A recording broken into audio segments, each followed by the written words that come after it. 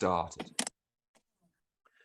Wicked. Welcome back, everybody. I'm pretty excited about this one. I have been looking forward to trying to get this man on my podcast for a little while. I have been following you, Nathan, which I'm going to throw it over to you in just a second, for about, it's pushing on 6 years now. I've got a friend who practiced zoo when I was at an acro yoga event, and he was kind of chatting it up, and I went and followed you, and it was like, that's exactly what I want. So, yeah, it's been 6 years of following you. And since I've been doing this podcast, you've been on my list for basically the entire time. So I'm stoked to finally get it. So welcome to Move, Breathe, Live. I'll chuck it over to you, Nathan. If you can just introduce yourself, why I want to talk to you, maybe you can tell me. Yeah, thanks for having me, brother. Nathan Helberg's my name. Back to you. So in that case, what is it that you have, so you've come up with this program Zoo. Sure. And what is Zoo? Let's start there, and then we can dive into the benefits and the whole story around it, and how it's so much more than perhaps it seems on the surface. Okay. I used to answer this question with a bit differently, mate, from 6 years ago. Yeah. So I just answer it the way I'm a straight shooter, and those people who know me know Nathan as that. My background isn't fitness, guys. I'm from construction. That's my background. When I left school, I went into an apprenticeship. I was an alcoholic for 20 years inside construction. And where Zoo comes from is I needed to own myself as a man, had tried to quit drinking ridiculous amount of times. Yeah. I was about to lose my marriage and my family, 3 girls under the age of 9. Right. GFC hit in 2008, lost everything. And I had a choice of working away or owning myself again. So I went, no one's coming to save you. Yeah. You know what I mean? So, and there's certainly no programs out there. Maybe we can talk about that a little later, but I went into a park, brother, to smash myself. Like, I didn't go into a park to try and create Zoo. And I've always been authentic about this. Like, Zoo is something that is, Zoo exists because it had a defining purpose. Mm-hmm. That's why Zoo exists. Not because I was trying to be on trend or animal movements or any of that bullshit. Like, I went to a park to own me again. There was no people around. There was nothing. And I did that for 2 years, man. 2 years every single day. Didn't do the same workout twice. Wrote a brand new workout to smash myself. And over that period of time, the bodyweight training of Zoo came out. And the first time my brother and 2 mates tried it, they all said, that's the hardest thing I've ever done, man. And it was meant to be, right? Like, people, that's the first thing people say when they do Zoo is like, shit, that's the hardest thing I've ever done. And that's something I'm proud of, because there's no egos attached. It's about being more, and I had to be more. So that's where Zoo comes from, mate. And then I actually lost my way for I've been doing this for over a decade. Yeah. Working around the world, presenting around the world. And I went down the road of high intensity, low impact training. The Zoo chimps, we were doing that, the 6 countries, opening lines of communication, policing group dynamics, forcing group dynamics, inclusive culture, no egos, all of that stuff Zoo is, but that's because of the man I am. Mm-hmm. Mm-hmm. And the way my father raised me. So, mate, we wanted to make this a bit more of a conversation. I feel like I'm doing a lot of talking. So, mate, man. So that's perfect. I mean, that's basically everything you've kind of gone into there is like so much of what I want to dive into, because, I've been following you online for best part of 6 years now, and I've kind of seen this kind of journey. And, there's been times when you have dived into, you've worked with elite athletes of this stuff. You've worked with special forces. You've worked with, police, whatever else, all of these different things, which is essentially, as you said, it's a hard body weight workout. Do you know what I mean? Like I've practiced a fair amount of Zoo myself, just in the studio. I'll get in here and I'll just boom. And if we start just briefly on the physical side of things, purely on the physical, and then we can dive into so much else you've gone into there and about the more of the depth of it. But like, as a workout, and one of the things I loved when I saw my mate doing it was the fact that he essentially had space, it's like 3 yoga mats long, and you can destroy yourself physically in no space. And, you know, if anybody goes and watches Nate's videos, you'll see how much of a sweaty, dripping mess he is after his workout. And, you know, purely from a physical point of view, as you've said, there's, you know, Zoo's kind of gone down the high intensity, low impact. I mean, that's one of the really cool things about it as a method for everyone, is that you can be pretty broken physically and still get plenty out of it. Well, I can actually get you back to a stage where you want to play footy again. Yeah.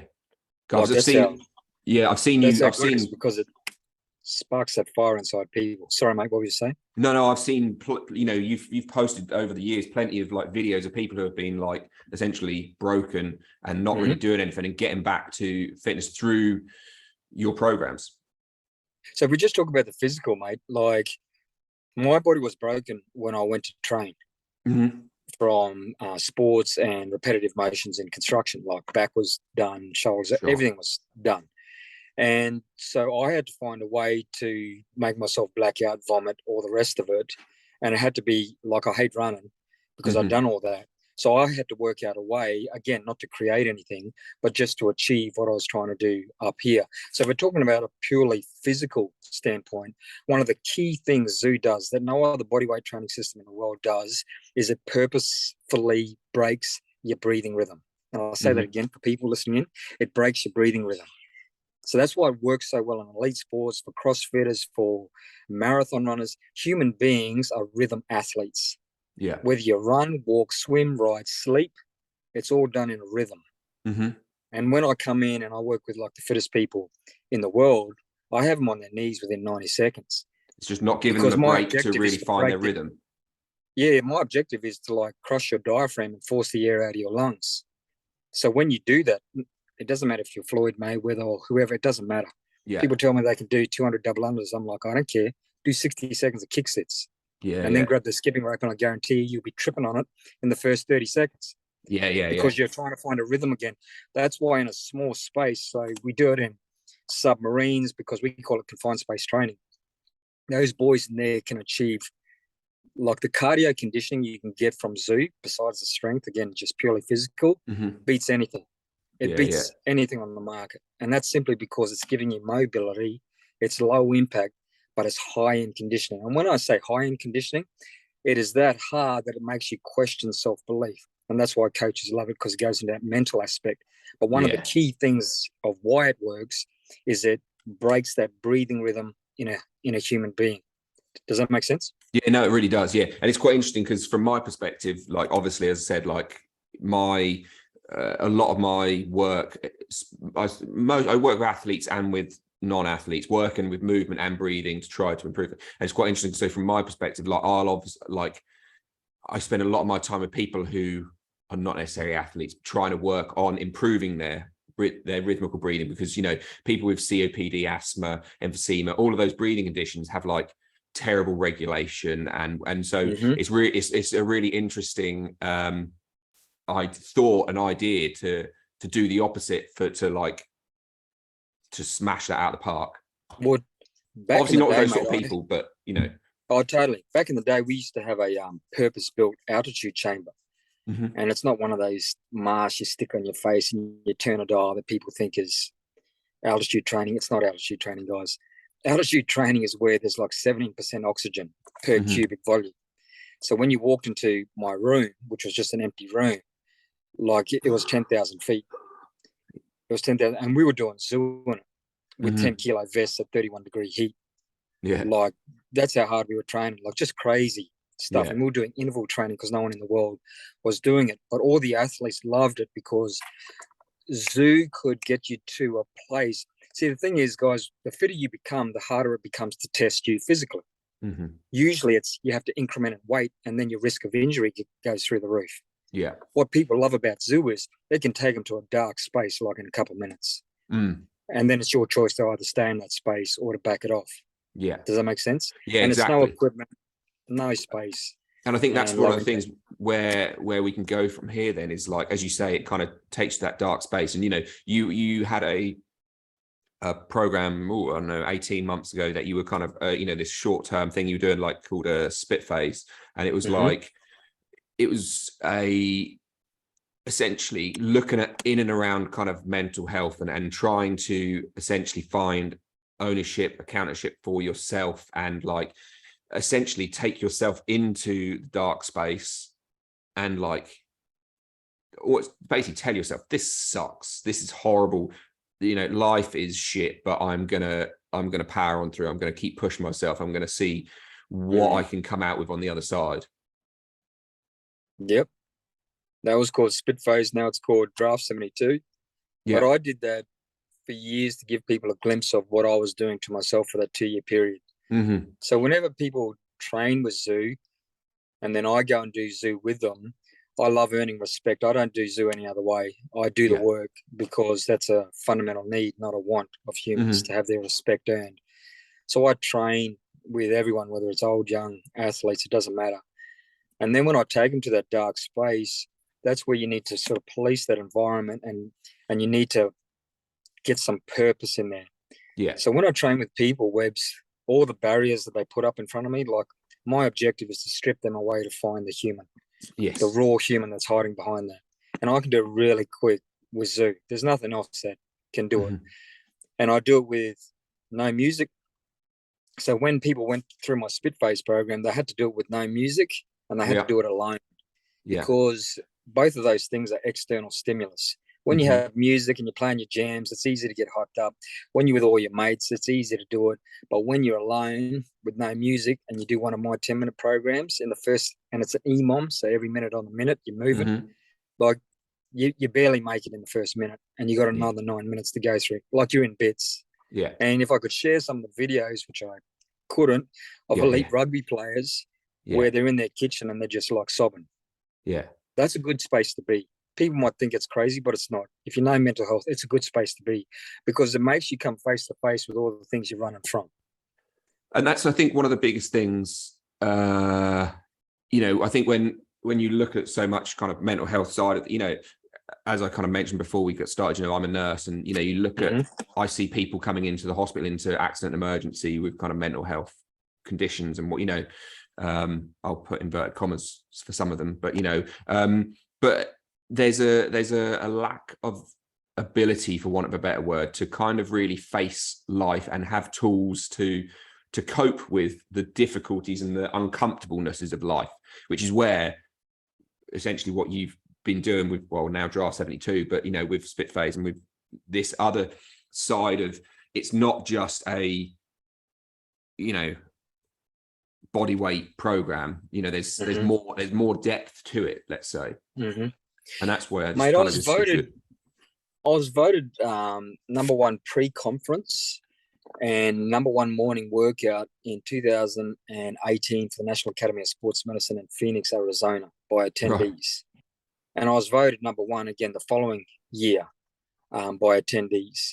And then when NASM acquired AFAA, the other government body of fitness in America, they had basically 25 master PTs and 25 master PTs, and they had two distinct groups.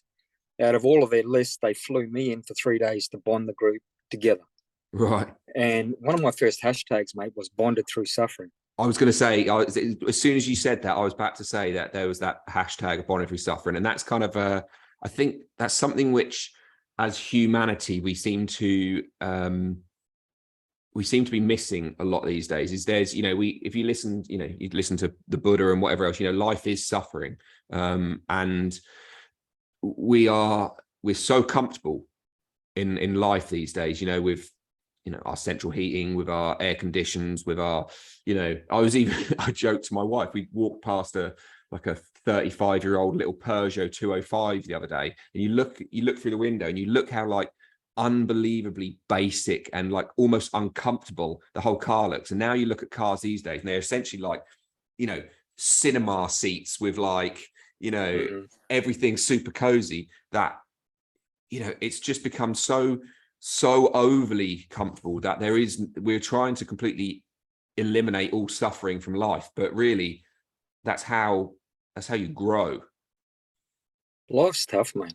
Yeah. Humans are soft Yeah. in the Western world. Humans are soft, like, and that's why I truly believe I was voted number one. Not because I just speak like a truck driver. You know, when you learn, when you present so many times around the world, you're up with these people with all these letters after their name, and they waffle on with whimsical words. And I usually look at them and say, "Show me, Mm-hmm. like, show me, brother, what you were just talking about. Yeah. Show me out there." And they're like, "No, no." Or you'll see them talking about core values and principles, then you'll see them on the piss and they're messing around. You're like, you know, there's no authenticity Yeah. out there, and people are soft. And I usually say to people the old saying, "You talk an A game, brother." Yeah. Yeah. Like, let's see if you walk an A game. And when you present like that, and I get off the stage, I get into the people because I'm a people person, and people start crying, they start all of these wonderful things, because when you suffer together as humans, all the fakeness just goes, Mm-hmm. and the humans are left. And that's when you talk like a truck driver, because no one cares about the Latin terminology of muscle groups. I certainly don't. Yeah. I don't know them all. I just want people to understand. And I want people to get what I'm sort of dishing out. And Yeah. then Yeah. when you follow through with your actions, your words carry depth. And a lot of times, bro, I don't even need to talk. So if you're training with me and I'll make it so hard that you start to question self-belief, I know at some stage your eyes are going to be looking at me, Yeah. because it's human nature to see if the leader's walking the walk. And if I'm still doing the work, I don't need to be the best, the fittest, the fastest. I just need to do what's coming out of my mouth. Yeah. And if Yeah. I'm doing the work, that inspires people. I could do a whole podcast on the difference between inspiration and motivation. The world Well, keeps yeah. looking at this. The Yeah. world keeps looking at motivation as the answer. What a joke. Yeah. Inspiration is understanding why you exist and Yeah. why you have purpose. And I don't need any external stimulus to know my path in life. Does that make sense? Yeah. No, it So really when I does. speak like that to people, it resonates so deep, because everyone's got problems. And I've been teaching this for over a decade. Fitness is small. Mm-hmm. Yeah. Life is everything. Yeah, man. Learn to take what you can from me and apply it into your life. And that's where I guess the Draft 72 is the whole program, where the bodyweight training was just the zoo part. But Mm-hmm. whenever I did courses, you know, whether they're PTIs in military or coaches or PTs, they'd always leave going, "You talk about life, eh, Nathan? You Mm-hmm. don't just talk about movement." I'm like, "Yeah, well, fitness is small, bro. Like, life's tough, right?"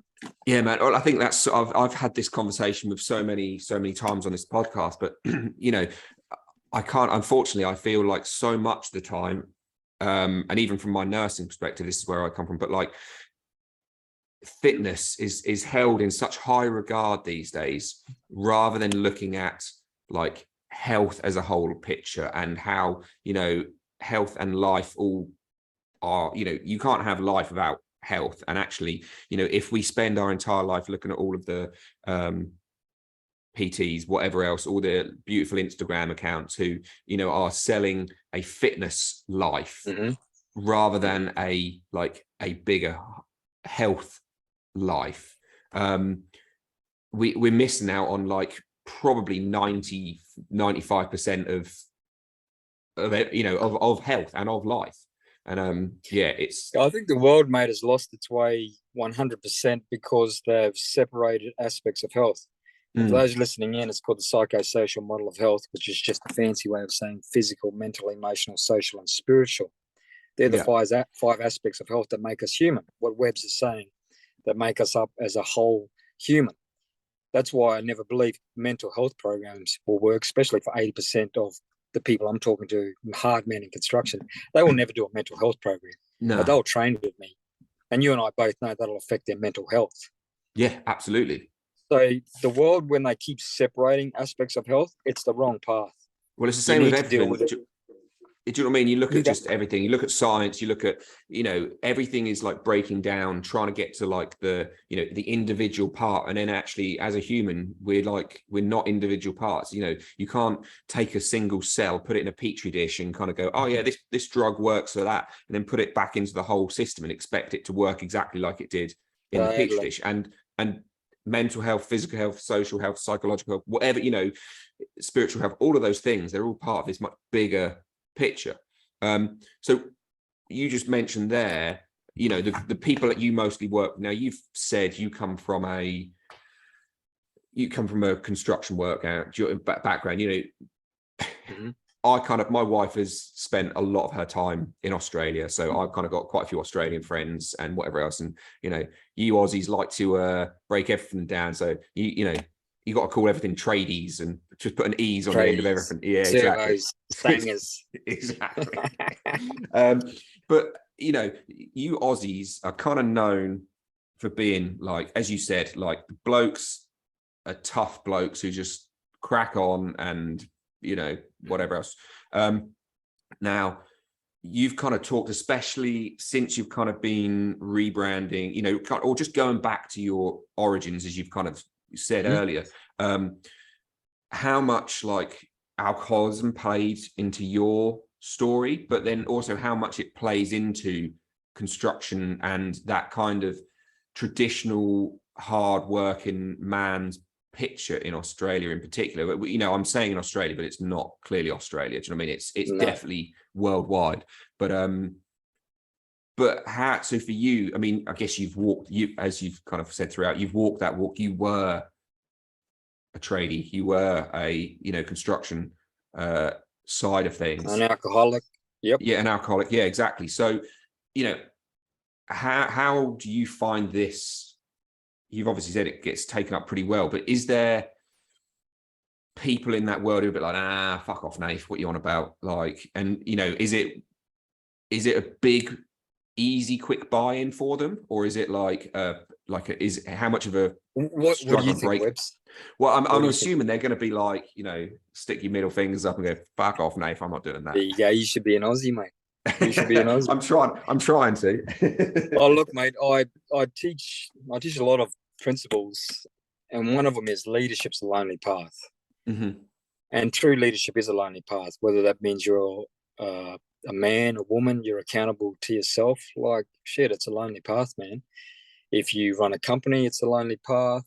If you're a man that wants to stop drinking, the amount of peer pressure you'll face on a job site, like, you better know yourself. Mm. Do you know what I mean? Like, the amount of peer pressure is intense. As far as it being a problem, alcohol has been with Australia since settlement. It goes back to colonisation. Yeah. I mean, in 1808, we had the first rebellion or overthrow of the Australian government, and it had to do with rum. It's in our, like, literally, it's in our DNA. Yeah. Construction, I'm so passionate about, mate, because it's the largest industry in Australia, and you're over 50% more likely to commit suicide in construction than any other industry in Australia. And people don't understand that. No. It's booming at the moment. But to give you an example, when I already had a problem with drinking at 15, but when I was teamed up with two tradies, both of those guys were alcoholics already. One was divorced and couch surfing. So they became my mentors for 4 years. Yeah. So it's this cycle. So when you talk about going in, and these men are like, they're some of the hardest men on earth. Like, they'll soldier on no matter what. They're in bits, the plates and screws. They used to play sports. Yeah. Repetitive motions, coping mechanisms in place. But if you say to them, how you going? They'll go, yeah, man, I'm good. Yeah. But they're falling apart, but they won't show it. That's not who they are. I love that about them. I love that about Aussies. And I've met plenty of Brits who are hard men and women like that as well. But alcohol in particular is rife in construction, and the peer pressure men face in construction, because it's a male-dominated workforce, is intense. So unless you know who you are, so using me as an example, I'm a lone wolf sort of thing. Like, if you don't want to be my mate because I don't drink, then piss off. You know what I mean? Like, I don't need you in my life. I've always been like that. But for a lot of men, Australians will drink heavy. Actually, in 2020, Australia got voted the heaviest drinking nation in the world. Yeah. It literally got voted that because I reckon we were probably just behind you, I reckon. I think England was number 2 for sure. But mate, like, it's everywhere, and it's been here since colonisation. So when you're talking about, and I actually go into places, mate, to talk to them about, they talk about broad sweeping strokes, like, we need to turn this around, Nathan. We've got a toxic drinking culture in our workforce. And I'm like, oh yeah, like, that's easy to say that, but how are you going to do that? And they're like, well, we've tried everything in the past. So the way I work, mate, is on one man. That's it. I work on one man and change on one man, because I know if Webbs can stand up to 15 boys around him, I guarantee you there's 3 to 5 men inside that group that Who are want all to thinking follow the Webb's same. path, Yeah. but they're not as strong as Webb's yet. And if Webbs can hang on to being that man, being accountable to him, those other men will start to follow his lead. Does that make sense? It's Yeah, not no, it the really most does. efficient way of doing it, but it's the only way. I was going to say, but I think in it, you know, as you say, maybe it isn't the most efficient to begin with, but actually the only way, That's it. as you said, you can really, you know, change, you know, turn a tide is essentially like, you know, one little People bit call at it a the time. ripple effect, mate, but I like to say it's compounding interest. If anyone Yeah, understands the power of compounding interest, that's where it's at. Like in 5 years' time, my wife calls it future proofing the workforce, and it is. yeah, yeah, Like yeah, yeah. the young bucks, I call us old bulls. I'm 50 Mhm. this year. I'm an old bull. My generation has forgotten. They've lost their way. And the Mm. young bucks coming through that are 10 foot tall and bulletproof, they need mentors. They need old Yeah, bulls, yeah, man, to come yeah. back in the mix. But And I've presented so many times, man, had conversations, and the people in this space, unfortunately, usually come through university into HR. right, yeah. They haven't come through construction and lived the life of an alcoholic for 2 decades and understand firsthand how that flows into other areas of your life. They don't understand that. So when I talk to men Webbs, it's like talking to me, bro. Mm. And then when I train with them, like we become brothers like that. But I think what you just said there is actually something as a bigger picture, especially in the Western world, which I think is missing so much of, like you just said, you know, the old bulls and the young bucks, but like actually having an older generation who aren't just seen as like the old folk. Do you know what I mean? Like actually, you know, there's wisdom, there's like knowledge, there's stuff to learn from these older generation. I think, you know, over, I don't know, it feels like the last 100 odd years or whatever, that's probably all just kind of gone out the window. And, you know, you look at more traditional cultures around the world and, you know, the kind of, I guess, hunter-gatherer tribesman type thing, you know, the older people are still seen as like the wise older folk. And, you know, you go Oh, to them to totally. learn and stuff. And actually not having Totally. that in our culture definitely is more of a detriment. 100%. It's killing us. Mm. It's literally killing us. Like when you talk to old people, the stories they can tell you, Mm. like it's so inspiring. And when they tell you about their hardships and you look at the younger generation coming through, you're like, there's no way you could even stand next to that person. Mate, Like you don't have the skills, the resilience, I was working in a school the other day I got asked to go in to do some breathing, some yoga movement type stuff. And I was literally gobsmacked at how weak the kids were. And I mean, not just like, you know, they couldn't do a push-up. It was like they couldn't put weight into their hands. Do you know what I mean? Being on hands and knees, they were also like, oh my God, my wrists are really painful. Oh my God, I can't do that. And I was honestly blown away. And like I said to my wife, I was like, we're in trouble. Like, do you know what I mean? If as a nation, as a culture, we are so weak feebly that being on hands and knees at the age of 17, 18 is so uncomfortable on our wrists that we have to like have a break and shake it out. I don't know, like that just seems like incredibly worrying to me. Yeah, mate. And it's also like the mental state of the younger generation. Exactly. Yeah. You see technology's taught everyone with gamifications and the whole bullshit of motivation, right? They've taught the younger generation instant gratification. They want it now. And I love using this analogy, mate. And I don't know how old you are, mate, but back in Nearly my 40. day. Nearly 40. Oh, nice.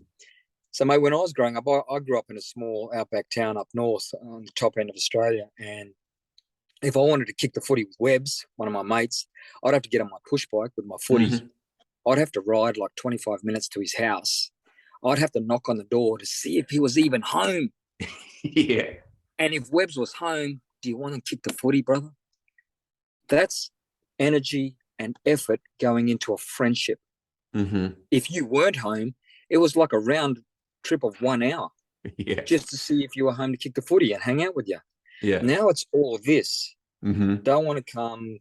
There's no Can't be conflict asked. resolution skills. Like, the problems are rife, and we're swimming against the tide, bro. Yeah. That's the thing. We're swimming against these multinationals that have their own agendas. And it is, for me, the way I like to view it, mate, is I view myself and others I teach with founding principles as lighthouses in a Yeah. turbulent sea. And the best we can do is shine that light for people to find us. Yeah. Does that make sense? Yeah, no, it And really then you're looking at does. that compounding interest from there.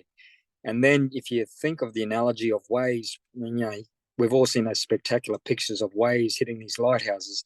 If you don't know who you are, like, I've been in some pretty uncomfortable situations, bro. I've been like in prison environments, incarceration, all sorts of stuff where men are just standing there looking at me like that. I'm like, oh, this is going to be interesting. Yeah. And I have to literally win them over. Or a sporting team with like 80 players and coaching staff and directors standing there thinking, who's this clown coming in here? And I have to win them over using empathy, humility, and then that honest work rate. And then when they understand, like, this is for real, then I can have some gorgeous, deep conversations with them about areas of their life that need focus. And where focus goes, energy flows. So for me, mate, there's no lighthouses around. If you look on social media and what you're saying before about social media influencers, like when I was consulting with Virgin Active for 3 years as their movement specialist across 300 clubs, they teamed me up for promotions with all these social media influencers. Every single one was fake. Yeah. Every single one. They'd come to me and I'd say to them, you want to do a workout first? They're like, a workout, man? Like, I've got makeup on, I've got this, I've got that. I'm like, what are you talking about? Like, even the guys. Yeah. And I'd say, like, I don't post to impress anyone. I just want people to know that I do what you say. Yeah. Yeah. Yeah. And if they try and do the same thing that I'm doing, I'm not the quickest in the world at zoo, and I don't want to be. But I know if they try and do the same tempo as me, they'll be in a bad place pretty quick, and they'll understand, man, if you do that every day, that's going to keep you humble and grounded. Yeah, man, for sure. For sure. That's yeah, I think that's potentially where my mate met you. I think he worked at a zoo. I think he worked at a virgin place, like back in the day, like 6-7 years ago, whatever it was, I guess. So nice. might have been where he came across you. So yeah, I guess, I'll kind of, with that alcoholism, I kind of want to stay in and around there, because I kind of feel like this is a problem where, and you kind of said with that there was what was I going to say? I've forgotten now. But with the alcoholism, with you say it's obviously rife in the construction industry, and it's that how would you call it? The peer pressure, as you said, to to not. And I guess in some ways it's kind of weird. I guess in the big, when you're doing zoo in a group, because there's times when you do my mate Hannah did like the bronze cert of zoo with you in London a couple of years pre-COVID, I think it was. Hannah, yep. Little girl, little thing, yeah, tiny little thing, yep. Yeah, super cool. And you've got, I don't know, what was there, like 40 odd people in a room, all just going together. And it's kind of, you've kind of got this, there's almost this element of like peer pressure within that, but you've kind of, this is where the interesting thing of like, mentality of like, it's so easy. And, I'm definitely one of it. I mean, my little brother's a tree surgeon, and he goes out and he physically works his ass off every day. And he likes to go down the pub afterwards and just have a couple of pints. And I enjoy a pint and go down and just kind of hang out and whatever else. But like the difference of like that peer pressure of like, I'm going to go have a pint after work, to I'm in a group and I want to stop.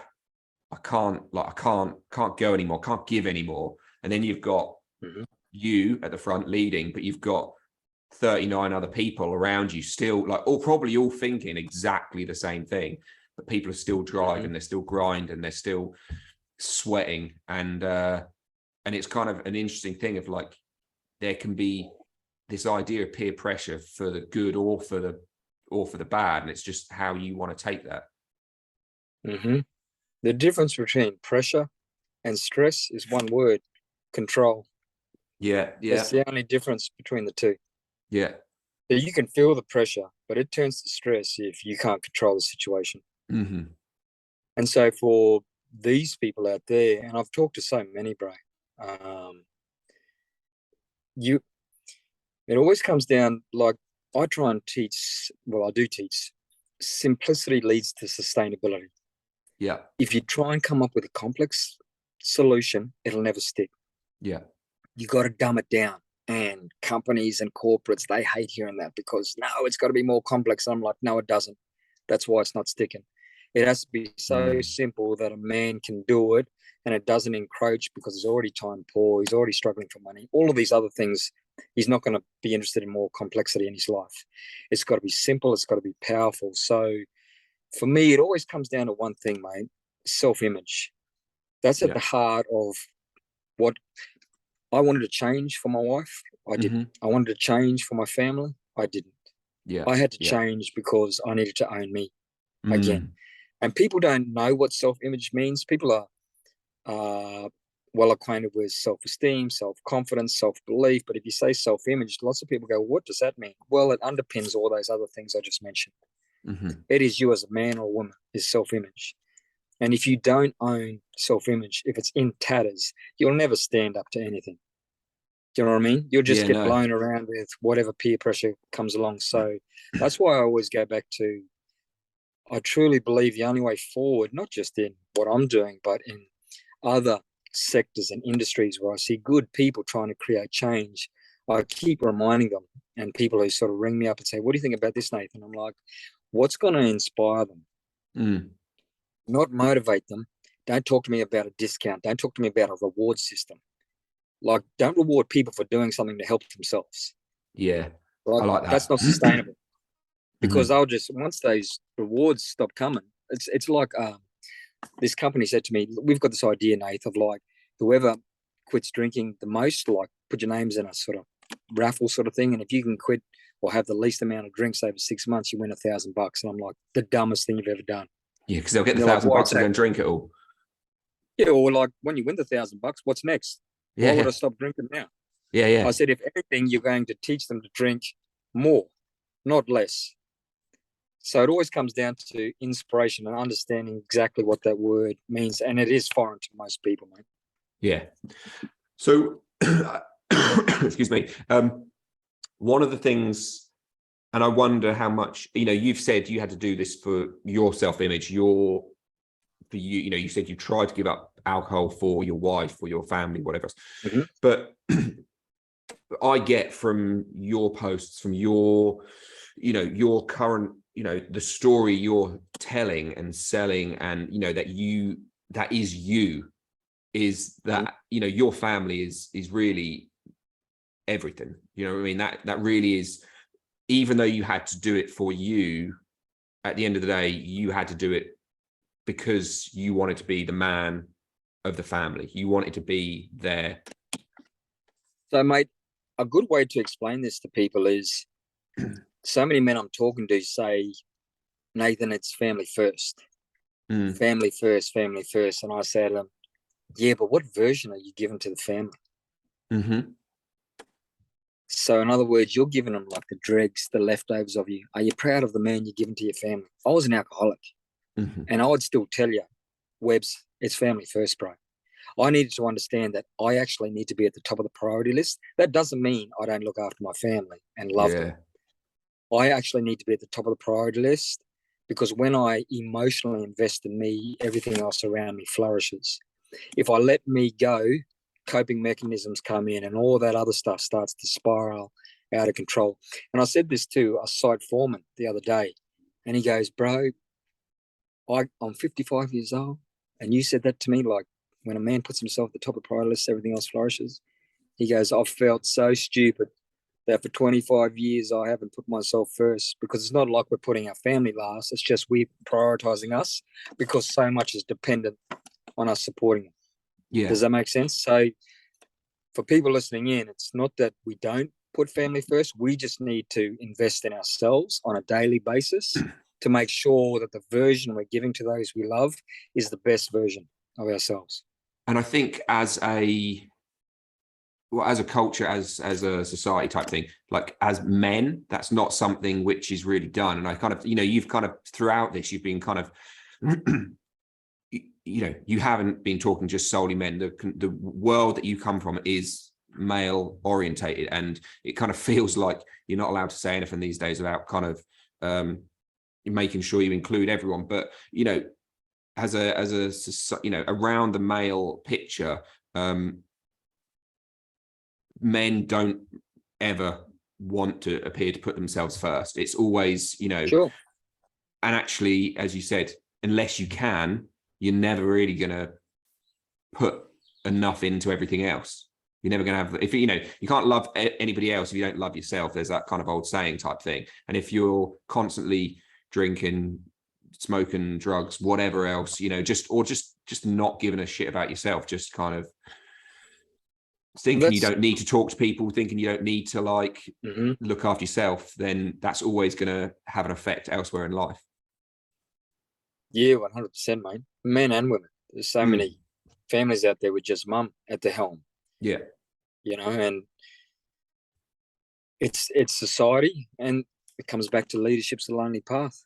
Mm-hmm. Do you know what I mean? Like understanding the concept, because I was raised on that family first, and I would stick my flag in the ground and go, man, I will work to the bone. I'll work to blackout to feed my family. And I would.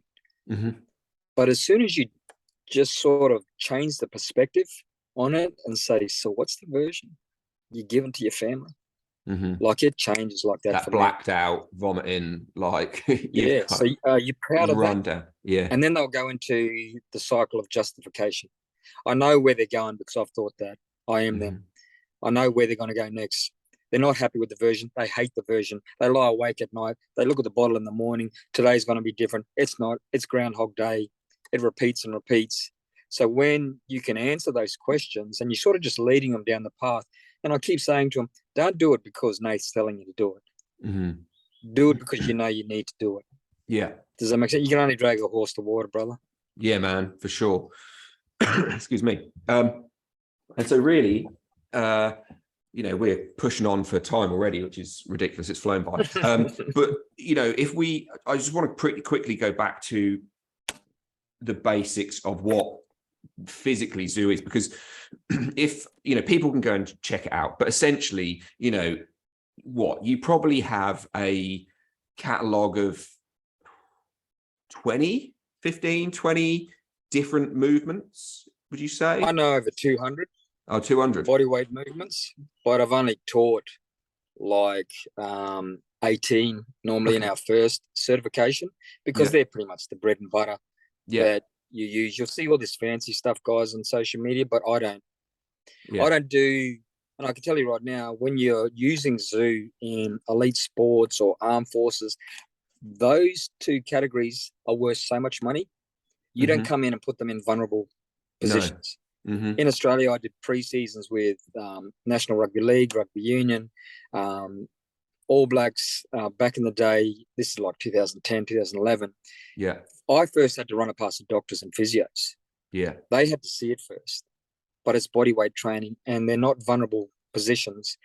And so for those people looking in, there's basically you need 12 movements to learn. And then it's the way that it's formatted that makes zoo really unique. And how is that? What? So is that the way it's like this to this to this to this, like the or? Well, there's a few ways to do it, mate. But for me personally, I like breaking people's breathing rhythm like first up, because it makes them fight that head talk straight away. Okay. Yeah. And then I like to bring in strength, and I'm a huge believer on strength endurance. There's 4 zones of humans: your comfort zone, your fear zone. I take them into that fear zone really, really quickly, and you can do that even with strength work, because most people are used to 8 to 12 reps. I might say we're doing this movement for 90 seconds. Yeah. And I can tell you in 30 seconds, you're like, shit, bro, like I can't do it. And I'm like, we're doing it for 90 seconds. And I keep doing the work.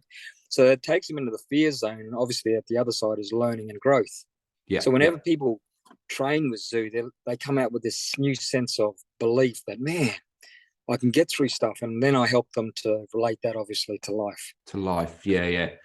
And that's the, this whole conversation, I wanted it to be more about the relation to life, because, if anyone, as I've been saying throughout, if anyone goes and checks out the zoo page or Nate's own page, you'll see everything is all about, it's not about the movement is purely a one part of the tool to get you to view life, to access life, to access yourself in a better, like we said, fitness is tiny, life is massive.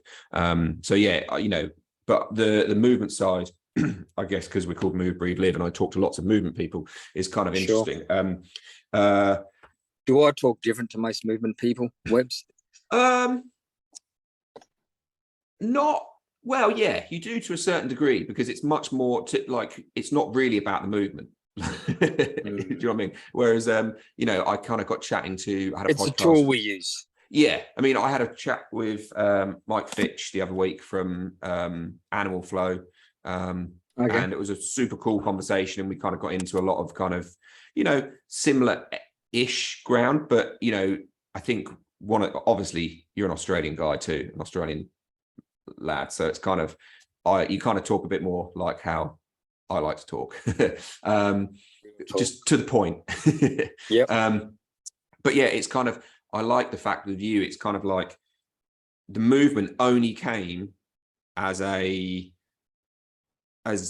easiest thing that you had to go and get in a park and smash the shit out of yourself mentally. Like, it was a physical thing, but the physical thing was purely a mental thing to help you through that alcoholism, help you through that, that shit place where you were just, as you said, you'd been mentored by fellow alcoholics, couch surfing. And the only thing you could do was like, well, I've got my body, so let's see what happens if I break it. I just add a bit more context for you and maybe people listening in is people say zoo is so hard and they love the mobility and all the other stuff, but when they do zoo with me, it's always intense. And one of the reasons, guys, I make zoo intense is because it reverse engineers an emotional response. So if you think of me, I needed to get my emotions out. 20 years of failure trying to quit drinking, like, there's some toxic emotions. Sometimes, guys, I would vomit before I even started the workout with regrets. Like, that's how bad the head talk was. And that was before I even started working up a sweat. So that's the pressure cook of where zoo comes from. But it's so beautiful in the sense that it connects people together.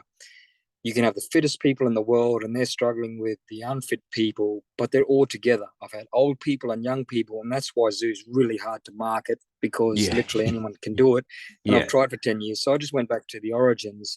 It's the world's hardest bodyweight training. So when you do it, guys, make sure you do it intense, because if you don't do it intense and you have lots of rest in between it, it's just a workout. Yeah. Like, it's just a workout like every other workout out there. But if you push your limits, you got to understand, like, the learning and growth that you can get from zoo in 6 to 10 minutes of, like, just a brutal format. Like, there's nothing on earth that can do it for you without equipment in confined space. Nice. Well, I know you are slightly more pushed for time this morning, but we've got one question left. That went quick. It did fly by, absolutely flew by. Final question I ask everyone is, this is called Move, Breathe, Live. And so I'm hoping that anyone listening will perhaps be able to take something to help them either move, breathe, to hopefully live a slightly happier, healthier life. And as we've said, your picture is much more about life than fitness. So if someone was listening to this and you could offer them one little thing to take away, to maybe try to put into their life, what could you perhaps offer them as a little takeaway? Routine is an anchor that will get you through the roughest times in life. Okay. Without routine, and it's for all humans, guys, it can be a physical routine. It just needs to be a routine, and understand that a habit isn't a routine. Do you want me to quickly Okay. explain that? Yeah. Go into that. That's a good one. Yeah. Because people interchange those words like flexibility and mobility. They think they're the same thing, but they couldn't be further apart. So a habit is something that you do mindlessly. And a way to explain that is, if a plumber came here and turned the water mains off, how many times would you go up to the tap during the day and turn it on? And you're like, oh, damn it. That's a habit. Yeah. A routine is waking up in the morning, getting dressed, and then going and training. Yeah. That will never become a habit. So for all the people out there thinking, I'm going to turn training into a habit, it'll never happen. It's called a routine for a reason. It takes energy and effort. So when you put energy and effort on a daily basis into you, you'll be able to stand up to the toughest trials in life and read some stories and biographies of like just hard people that have got through trauma in their life, and routine is at the heart. Nice. Well, perfect. I mean, I think that's a fairly, like, you know, it's one of those things which is simple, not necessarily easy. Like, it's a really simple idea, but actually it works. Yeah, exactly. And that's the thing, isn't it? Those things, the best things tend to be simple, but not easy, but that's why they work. And a lot of people don't want to hear it, but they know deep down, actually, he's speaking the truth. Like, you know what I mean? And for most people who have played sport, the best times in their life is when they had routine. Yeah. As soon as they finished, they lost their routine and then they lost their identity. Yeah. Brilliant. Well, all right, my man. Thank you so much, my friend. It's been an absolute pleasure. Let's get a touch. Get a touch. Boom. And anyone who doesn't know what that is, go and check out next page and you'll see. So I'll hit stop and we'll say goodbye on the other side. Thanks everyone for checking it out, and hope you enjoyed the episode. Go and check out Nathan. Nate, before we do go, where can people find you online and check out what you're doing? Mate, Zoo Fitness on Instagram, Nathan Helberg on Instagram, or zooglobal.com. Perfect. Website. Go and check out everything there, and we'll see you next week, guys.